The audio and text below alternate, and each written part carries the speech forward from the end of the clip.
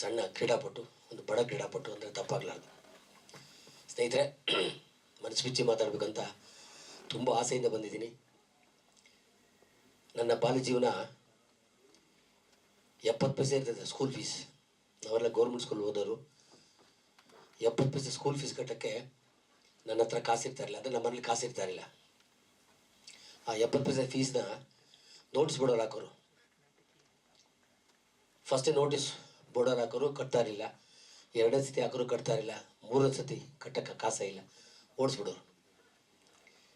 ಮನೆಗೆ ಬಂದು ಜಗಳ ಮಾಡಿ, ಬಟ್ಟೆ ಇರೋದು ಅಪ್ಪ ಅಮ್ಮನ ಹತ್ರ ಜಗಳ ಮಾಡಿದಾಗ ಮಾತ್ರ ಆ ದುಡ್ಡನ್ನ ಸಾಲ ಮಾಡಿಸಿ ಕೊಡೋರು. ಅಷ್ಟು ಬಡತನ ಇತ್ತು ಸ್ನೇಹಿತರೆ. ಆ ಸ್ಕೂಲ್ ಫೀಸ್ ಕಟ್ಟಿ ಓದಂತ ನಾನು,